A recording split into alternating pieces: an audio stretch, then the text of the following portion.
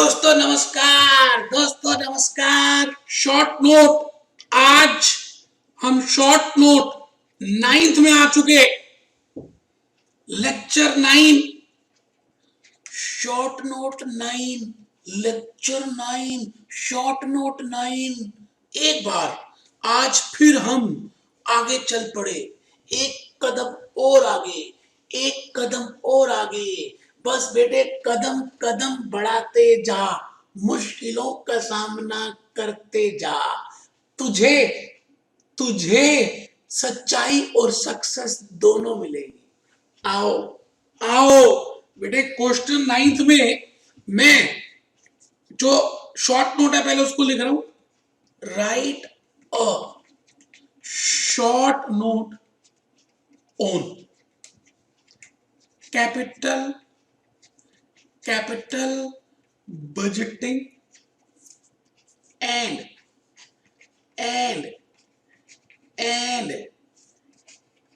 Capital rationing.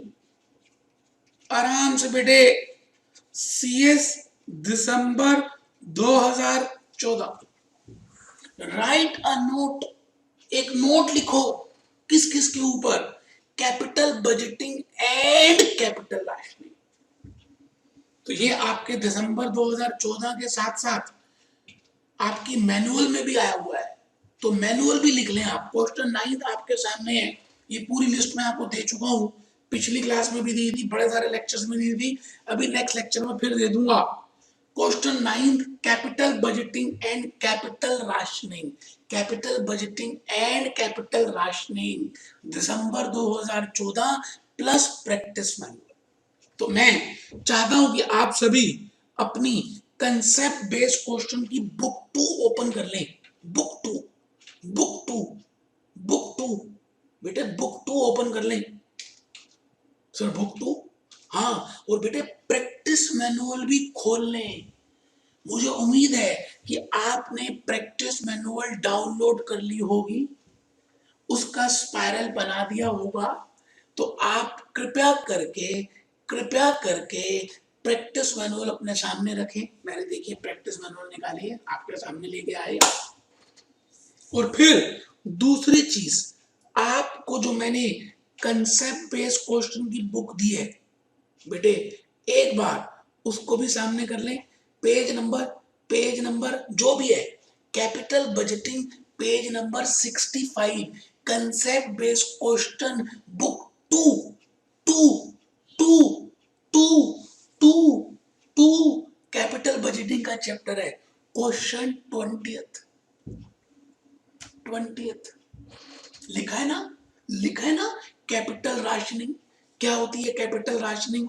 फिर उसके बाद इंटरनल एक्सटर्नल बड़ी सारी बातें लिखी है ना। हॉल ऑफ फेम क्वेश्चन को मैंने यहाँ पे मेंशन किया है, ये हॉल ऑफ फेम में आया था, इतना इंपॉर्टेंट है बेटे। मैं अपनी फेस टू फेस की क्लासेस में और पेन ड्राइव क्लासेस में और यूट्यूब क्लासेस में इस कंसेप्ट के ऊपर 2 क्लासेस लेता हूं। डिविजिबल प्रोजेक्ट्स, इनडिविजिबल प्रोजेक्ट्स, बहुत सारे स्टेप्स बताता हूं, कॉम्बिनेशंस बनवाता हूं। आइए बेटे, सब के सब हम सब ध्यान से बैठेंगे और बातों को थोड़ा सा समझेंगे। लिखने का मसाला तो है, उस बुक में कैपिटल बजटिंग के ऊपर भी मैंने बहुत कुछ दिया है। देखिए कैपिटल बजटिंग का भी बहुत कुछ है, आप वहां से भी देख सकते हैं। जैसे ये 20 नंबर है, मैं अगर ऊपर चला जाऊं, फर्स्ट में what is the meaning of capital budgeting decisions, थोड़ा सा मसाला यहां से ले सकते हैं। फिर कैश फ्लो क्राइटेरिया क्वेश्चन 2, फिर क्वेश्चन 3 कैपिटल बजटिंग टेक्निक्स। तो बेटे आपको कंसेप्ट समझना है, लॉजिक समझना है और फिर अपने वर्ड्स में लिख कर आना है। आइए, मैं भूपेश आनंद अपनी होश में आपके सामने कुछ बातें रखूंगा और आप उन बातों को ध्यान से देखेंगे कि मैं कहना क्या चाह रहा हूं। आइए बेटे, आइए बेटे, मैं ये कह रहा हूं कि फाइनेंशियल मैनेजमेंट जो हम सब्जेक्ट कर रहे हैं, जिसमें हमारे 80 प्लस आने वाले हैं। मुख्य तौर पर ट्रेडिशनल फाइनेंशियल मैनेजमेंट की बात करें तो बेटे तीन तरह के डिसीजंस होती हैं, तीन तरह के डिसीजंस होती हैं। डिसीजन नंबर वन, बेटे पहली डिसीजन, डिसीजन नंबर वन, इसको हम बोलते हैं investment, investment, investment, investment decisions. और बेटे ये दो कैटेगरीज की होती है, एक शॉर्ट टर्म इन्वेस्टमेंट डिसीजंस और दूसरी लॉन्ग टर्म इन्वेस्टमेंट डिसीजंस। बेटे लॉन्ग टर्म का दूसरा नाम है capital, capital, capital budgeting decisions. ध्यान से सुनते जाना बेटे, बिल्कुल जैसे जैसे लेमन की बोतल होती है ना कंचे वाली, उसमें नींबू डाल के गर्मियों में आप पीते हो ना, अंदर तक चली जाती है, जब तक आपको प्यास बहुत लगती है अंदर तक जाती है। बस प्यार से सुनना है, सारी मेरी बातें आपके अंदर तक चली जाएंगी और फिर आप उनको मुगली घुट्टी बनाकर पी लोगे और उस दिन पेपर में जाकर वॉमिटिंग करके आ जाओगे। तो बेटे आओ, कैपिटल बजटिंग डिसीजंस का मतलब होता है लॉन्ग टर्म इन्वेस्टमेंट डिसीजंस। बेटे जो डिसीजंस लॉन्ग टर्म होती हैं उनको हम कहते हैं कैपिटल एक्सपेंडिचर। आप 11th क्लास से बेटे ये नाम सुनते आ रहे हो, capital expenditure decisions. Capital expenditure का मतलब होता है कि जो ऐसे खर्चे जो आपको लंबे समय तक करने पड़ेंगे या जो आपने किया उसका इफेक्ट लंबे समय में मिलेगा। एग्जांपल बेटे setting up of a new project. आप एक नया प्रोजेक्ट सेटअप करते हैं बेटे, setting up of a new project is a capital budgeting project. Expansion, diversification, replacement, replacement, replacement of an asset. तो मैं भूपेश आनंद आपसे यही बातें कहने जा रहा हूं कि कैपिटल बजटिंग का मतलब है ऐसे डिसीजंस जिसका इफेक्ट लंबे समय तक रहता है। जैसे आपने सीए, सीएस, सीएमए ज्वाइन किया तो आपका ये इफेक्ट लंबे समय तक रहेगा। पूरी लाइफ लॉन्ग आप सीएस, सीएमए, सीए की डिग्री का फायदा उठाएंगे अगर क्लियर कर ली तो। बेटे मैरिज, बेटे कंप्लीट करना कोई कोर्स को, बेटे बाईसाइकिल, घर, गाड़ी, कुछ भी इस दुनिया में लेना। अब हर रोज थोड़ी घर लेते हो, हर रोज थोड़ी मैरिज करते हो। बेटे 7 जन्मों का साथ होता है मैरिज। तो कैपिटल बजटिंग डिसीजन के कुछ फीचर्स हैं वो हम देखते हैं। बेटे रजिस्टर खुला हुआ है ना आपका, लिखते जाओ बेटे, features of capital budgeting decisions. पहला feature, these decisions these decisions involve these decisions involve huge sum of money। बेटे इन डिसीजंस में पैसे बहुत लगते हैं, huge sum of money. These decisions are irreversible. अब आप बताइए, आपने सीएस प्रोफेशनल, सीएम में प्रोफेशनल में आ गए, अब आप इसको रिवर्स थोड़ी कर सकते हैं। इतना टाइम, लाइफ का पैसा सब लगा दिया। बेटे नैनो प्रोजेक्ट जो रतन टाटा जी ने शुरू किया था, सिंगूर में प्रॉब्लम आई, फिर रिवर्स थोड़ी कर सकते थे, फिर गुजरात में आ गए।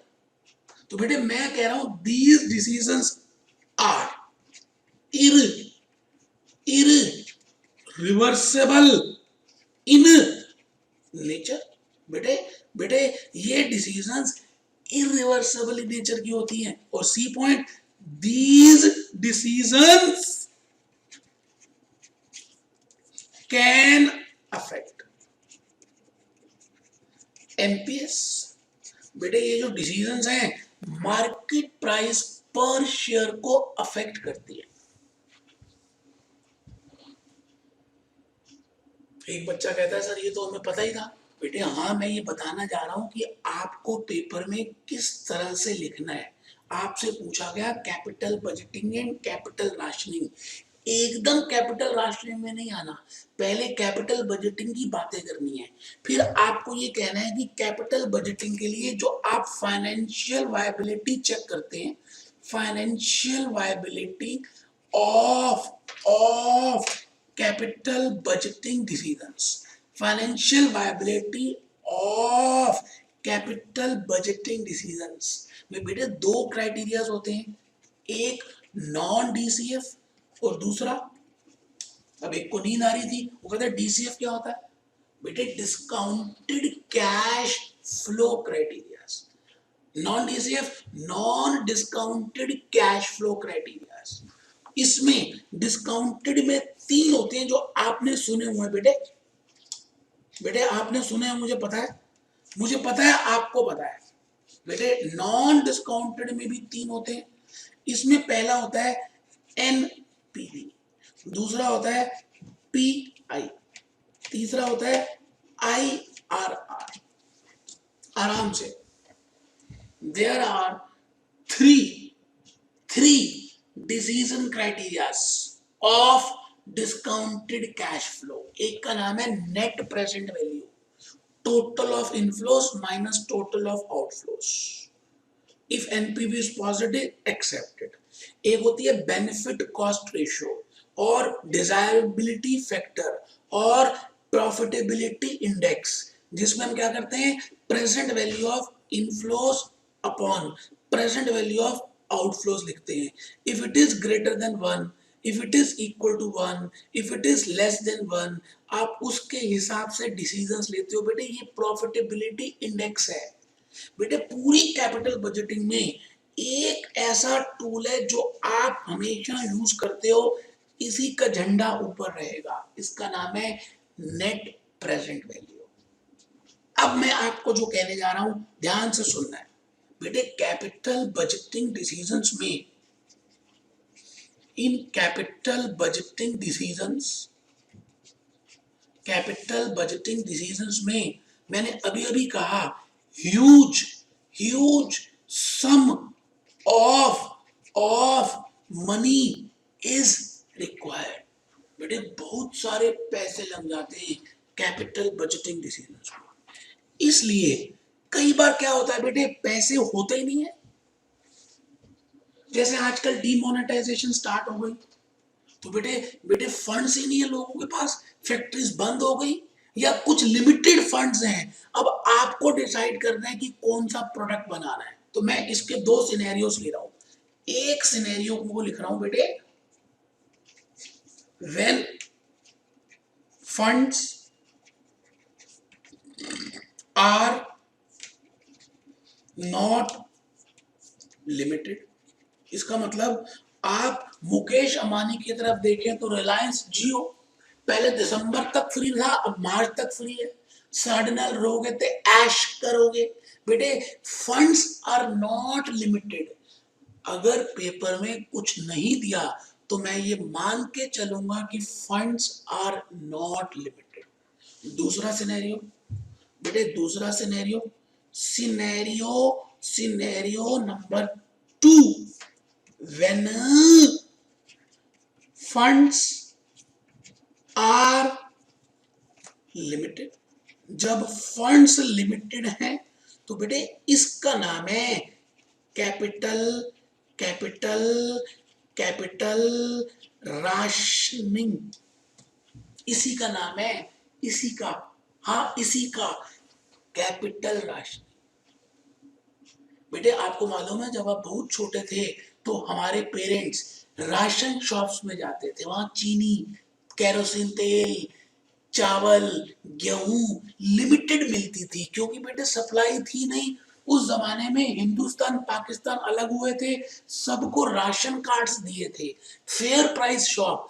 आज भी राशन कार्ड आपके घर में है। हाँ वो बात अलग है कि अब वो आइडेंटिटी प्रूफ के लिए यूज होते हैं कभी कभी, लेकिन मैं आपसे कहना चाह रहा हूं अगर फंड्स लिमिटेड हैं, if funds are limited, then that situation is named as capital rationing situation. That situation is named as capital rationing situation. बेटे हम उस सिचुएशन को कैपिटल राशनिंग सिचुएशन बोलते हैं। कैपिटल राशनिंग में क्या होगा कि आपके पास प्रोजेक्ट्स तो होंगे, जैसे सुनील भारती एयरटेल का आप आजकल देख रहे हैं, जब से रिलायंस जियो ने 31 मार्च कर दिया है, आजकल एयरटेल टू एयरटेल फ्री, अभी इंटरनेशनल कॉल भी, रोमिंग भी फ्री। मान के चलते हैं कि सुनील भारती के पास बड़े सारे दूसरे भी प्रोजेक्ट हैं, एक प्रोजेक्ट ए है, एक बी है, एक सी है, एक डी है, एक ई है, और बेटे इनमें 10 लाख रुपए लगने वाले प्रोजेक्ट ए में आउटफ्लो, इसमें 2 लाख रुपए लगने थे, इसमें 4 लाख लगने, इसमें 6 लाख लगने, इसमें 5 लाख लगने। अगर आप ध्यान से देखें 11 और 4 15 और 2 17 और 10 27 लाख रुपए टोटल लगने। और बेटे सभी की एनपीवी मैं मान के चलता हूं 1 सेकंड के लिए कि पॉजिटिव है। कुछ बच्चे तो ढीले होकर सो भी गए।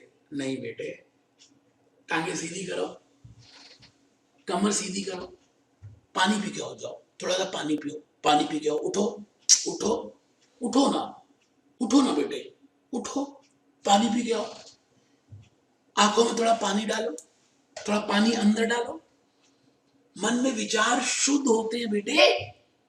ऐसे ढीले ढीले होके थोड़ी 80+ आ जाएंगे। आप तो ऐसे देख रहे हो जैसे पता नहीं नींद की मैं लोरी सुना रहा हूं, आप लोरी सुनते जा रहे हो और सोते जा रहे हो। धिक्कार है आपके जीवन को अगर आप ऐसे कर रहे हो। यहाँ मैं देखिए आपके लिए कोट पैंट टाई हर चीज लगाई है, इतनी गर्मी है फिर भी आपके सामने प्रॉपर ड्रेसअप में आया हूं, बोल रहा हूं, ड्रामे कर रहा हूं। शर्म नहीं आती आपको? चलो सीधे करो, कमर सीधी करो।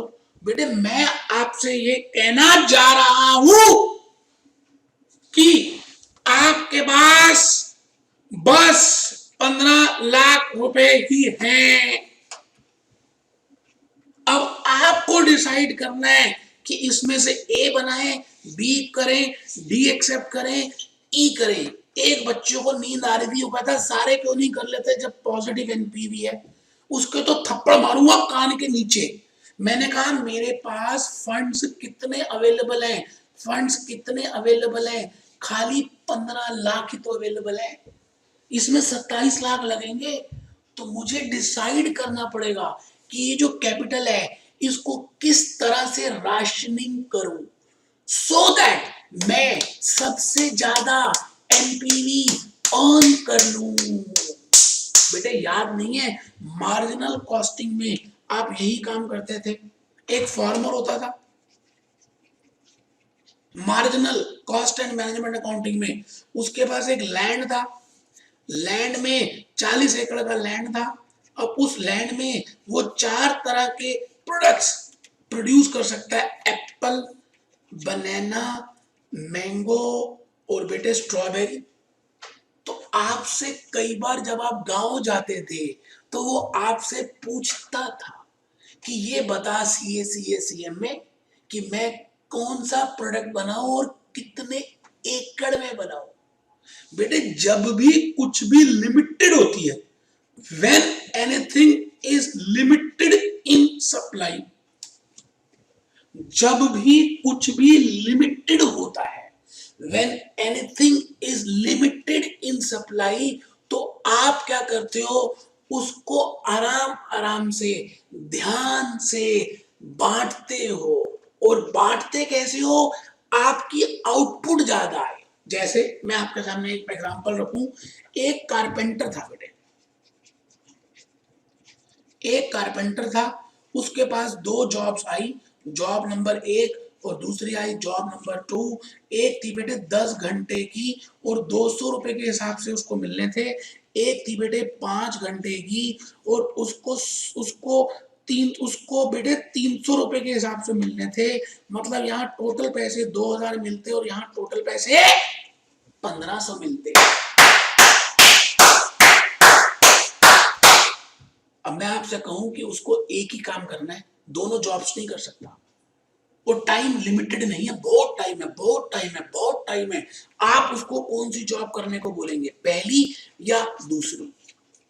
मैं अगर आपकी जगह होता तो कहता कि पहली जॉब करनी है, भले इसमें इसमें क्योंकि टोटल 2000 रुपए मिल रहे हैं और यहाँ पर टोटल 1500 मिल रहे हैं। एक बच्चे को नींद आ रही थी, उसने कहा मास्टर तू पागल है। मैंने कहा क्यों? वो कहता 1 घंटे में यहाँ 200 मिल रहे हैं, तू कह रहा है ये वाला काम कर, और यहाँ 300 मिल रहे हैं। बेटे 1 घंटे का रेट देखते ही नहीं है जब कुछ भी लिमिटेड ना हो, हम टोटल को देखते हैं, टोटल टोटल टोटल टोटल। और बेटे नेट प्रेजेंट वैल्यू एक टोटल क्राइटेरिया है।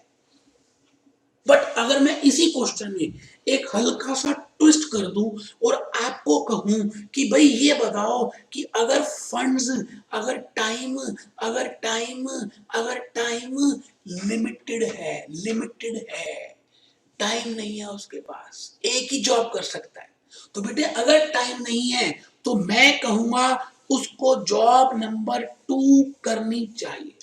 क्यों? क्योंकि 1 घंटे का रेट यहां ज्यादा है। तो बेटे 1 घंटा, 1 रुपया, 1 एकड़ की बातें हम तब करते हैं जब घंटे, रुपए और एकड़ लिमिटेड हो। तो एक बात ध्यान से समझ लीजिए, कैपिटल राशनिंग में हम जब भी डिसीजन लेते हैं प्रॉफिटेबिलिटी इंडेक्स के बेसिस पे लेते हैं। क्यों? क्योंकि बेटे प्रॉफिटेबिलिटी इंडेक्स हमें बताती है 1 रुपए के ऊपर कितनी एनपीवी, कितनी इनफ्लो है। जैसे मैं कहता हूं जी प्रॉफिटेबिलिटी इंडेक्स इज 3 किसी भी प्रोजेक्ट का, तो इसका मतलब क्या है? For every 1 rupee of cash outflow there will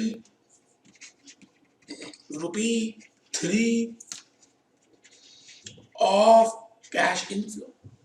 और मान लेते हैं किसी दूसरे प्रोजेक्ट की प्रॉफिटेबिलिटी इंडेक्स 2 है और पैसे लिमिटेड है, तो बेटे आप बताओ आप एनपीवी के बेसिस पे डिसीजन लोगे या प्रॉफिटेबिलिटी इंडेक्स के बेसिस पे?